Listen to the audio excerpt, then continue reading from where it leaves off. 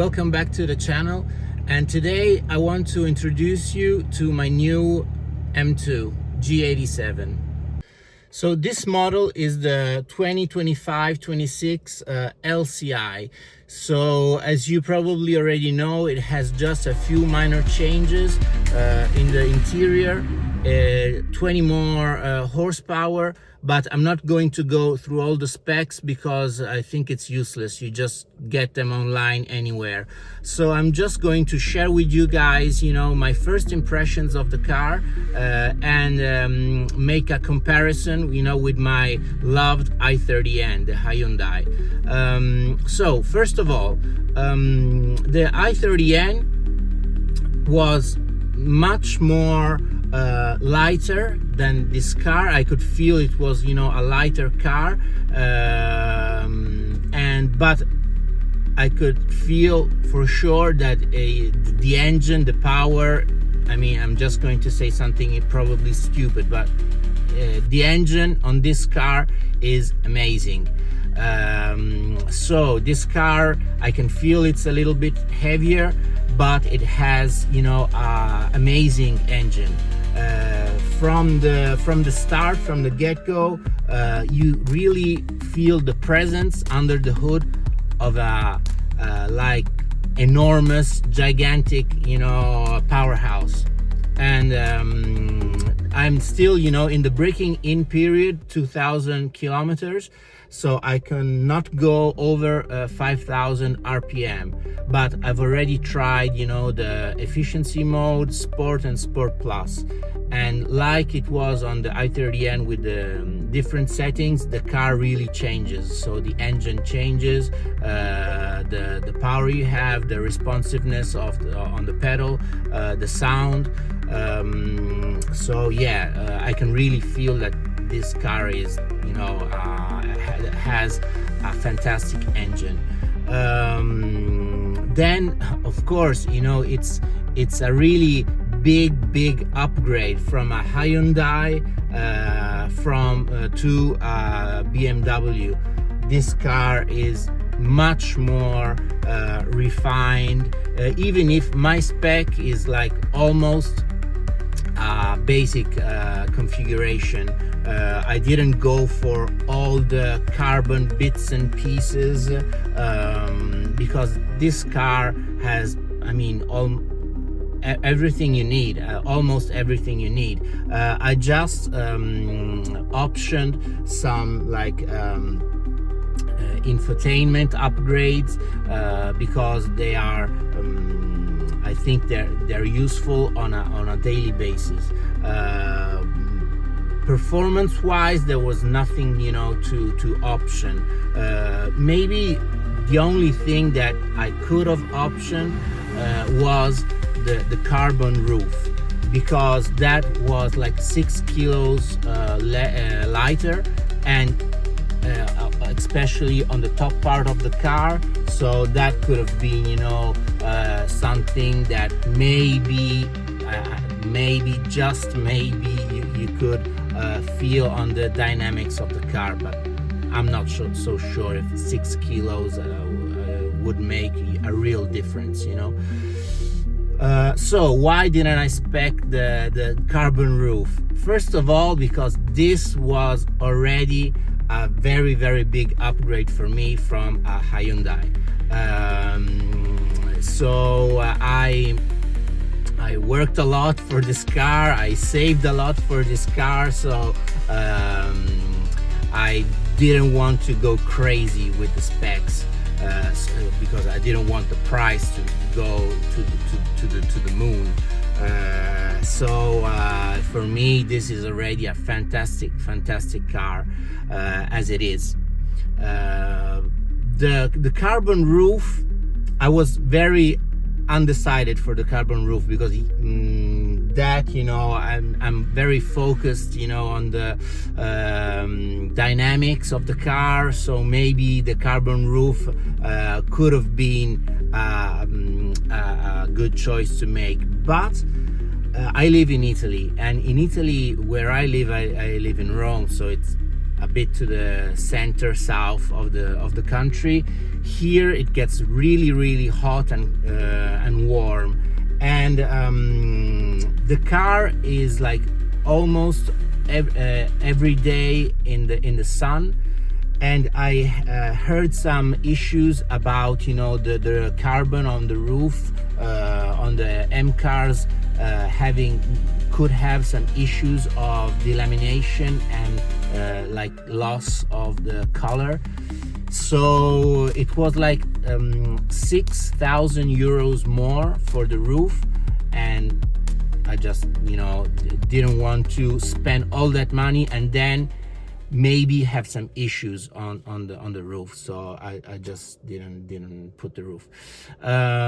So going back, you know, to my first impressions, I just got this car yesterday, so there's like a lot of experience that I have to get with the car, but I can already tell you that the brakes feel very powerful, but I have to get, you know, the feeling. I have the feeling with the brake pedal.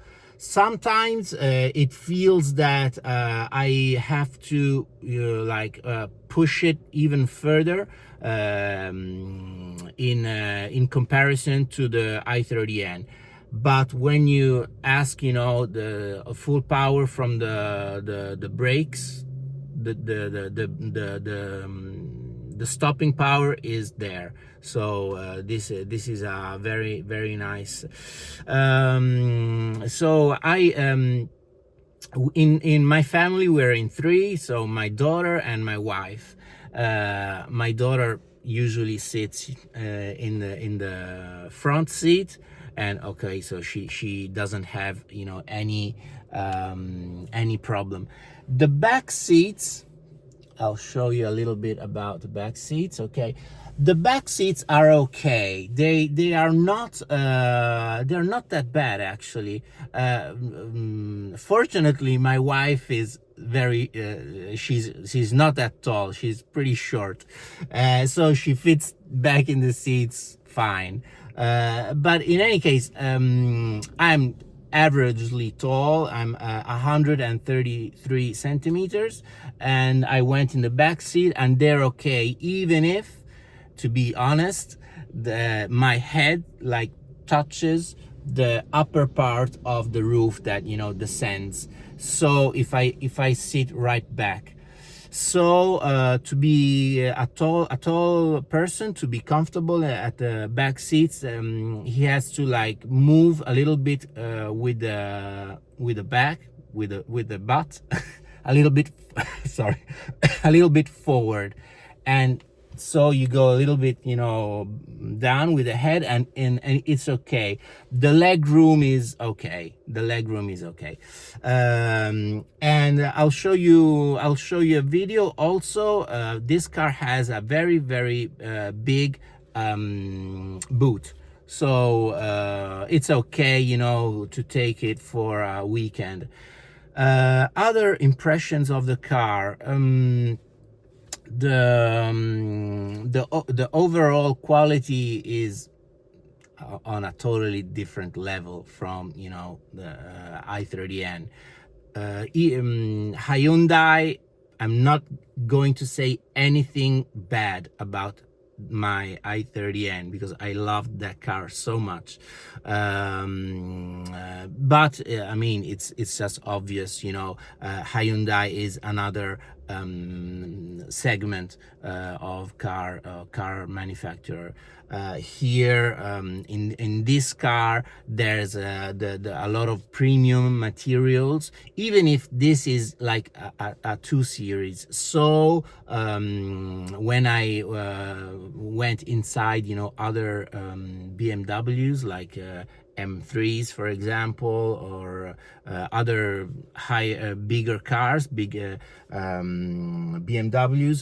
some materials were even superior than this one. For instance, this part of the door here, I think that, you know, it's a very good, it's kind of rubber, okay, because it's very soft.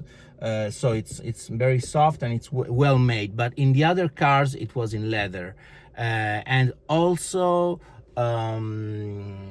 the top part here of the dash is in the same material as the door card. So it's like very soft, like rubber, but in the other BMWs it was in leather.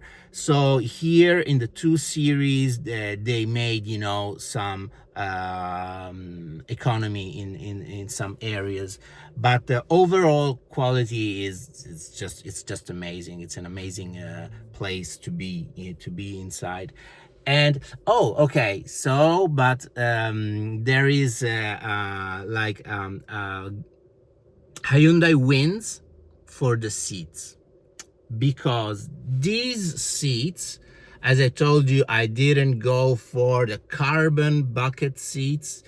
First of all, because they were so expensive, and after I had also the chance to try those seats, and they are like very top level for like performance. So when you go on track, I think they're great.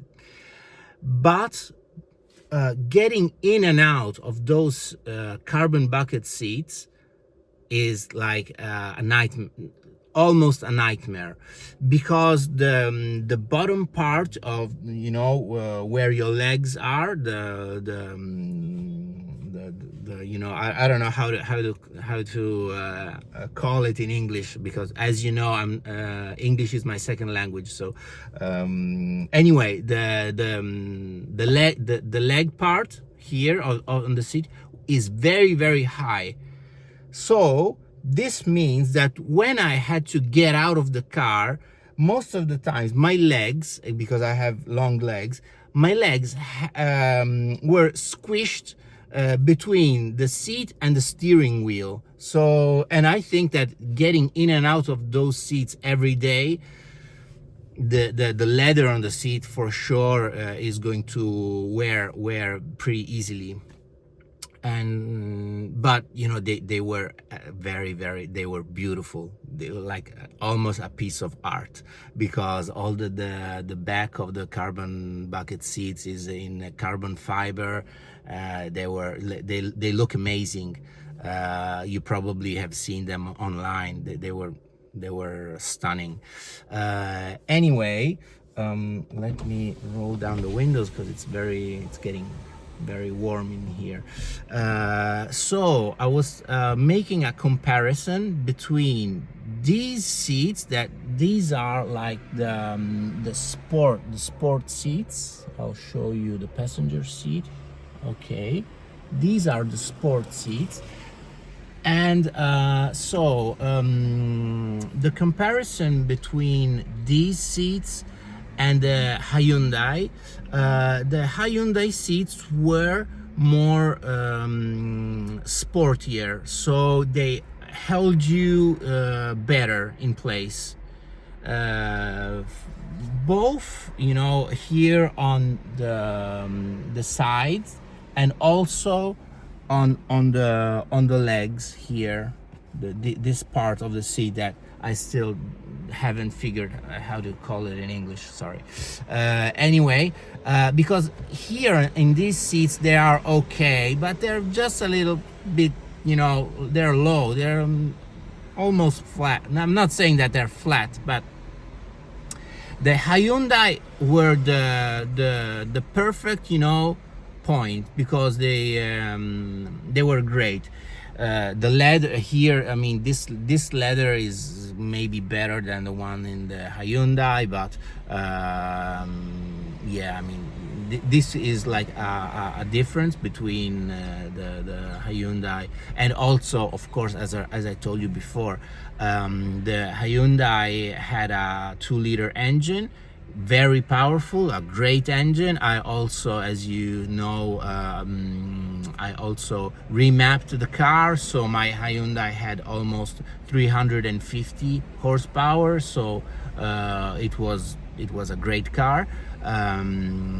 But here, you know, you you can feel like also the sound of this 3-liter inline six. The sound is amazing because it really has this low tone sound, and it's great. So this video is getting so long. I hope you're not getting bored with these informations. Anyway, I want to share my impressions with you guys,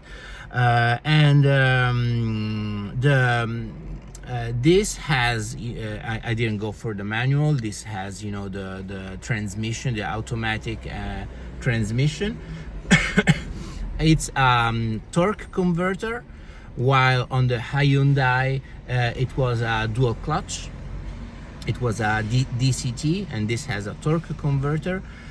So being in my breaking in period, I'm going pretty, I have a sporty driving already, but I'm not like pushing the car that much. But I can tell you that the gearbox is very good in this car. In the traffic, it's much better than the Hyundai, because the Hyundai was a little bit too even if you put it in the efficiency mode when you're in traffic, but the transmission was a little bit how can I say, too jerky, I mean, you feel like the gear changes a lot, and especially when the car was standing still and you had to go. This is much more smooth, so when you need it to be smooth, it's very smooth. When you set the engine, as I already did, in the sport mode, the gear changes are very fast. So yeah, I think this transmission wins. I mean, it's an unfair comparison, because I know that this upgrade that I made from the i30N to an M2 is like a humongous upgrade, but I'm so happy about this upgrade. I've saved so much years of savings in this car, and so it's a big satisfaction for me. Also because my parents, that they used to have BMWs, not M cars, because they were not about performance or anything, but like BMW is a little bit in my, let's say, my DNA, in my childhood, because when I was like maybe I was just 2 or 3 years old, they had it was called a 733, and that was like the biggest car they had. That it got stolen, so then they decided to go for smaller and not flashy BMWs, smaller BMWs. So they had a couple of 3 Series, E30 and E36, 3 Series, and I loved the car. So for me,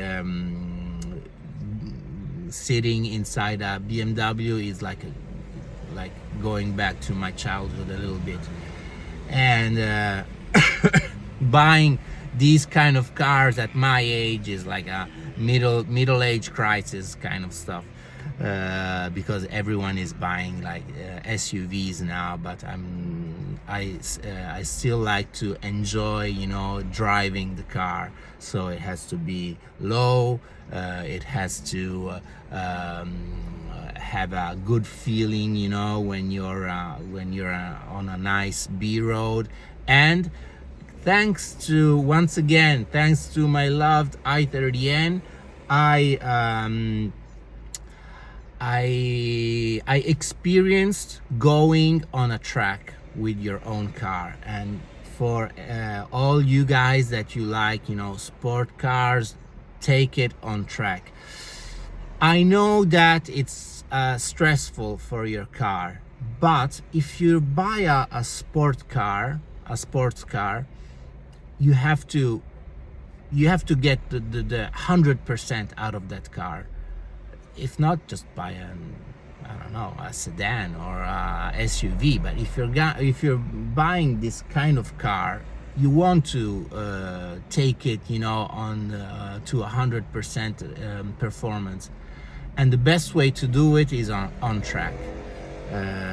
So it's an experience that I never had before, and thanks to the buying the i30N, so that kind of car really introduced me to track driving. I also made some track how do you say, with with a coach, some lessons. It was very, very useful. So it's amazing. And oh, by the way, yeah, as I told you, I kept it very low on the specs, this car, but and that is a rip-off. I had to pay 2,500 euros, and that's a rip-off. BMW. I had to pay that money to get the unlock of the top speed, because this car, I think it can arrive at maybe 290 kilometers per hour, but it's locked to 250 kilometers an hour. If you want to unlock the car, you have to pay money. So you pay, but they also give you, in that 2,500 euros, they gave you driving course with a coach. So that's a good thing. Now I have to finish my running period, 2,000 kilometers. Then I will take the car back to BMW. After that, they will unlock the top speed, and after they will call me for this track event. So guys, I talked a lot about the car. I'm going to make other videos about the car with the more driving experience. This was just a very long, I hope not boring, introduction to this car. So ciao, and keep your passion for cars, and also always have fun while driving. Ciao, bye.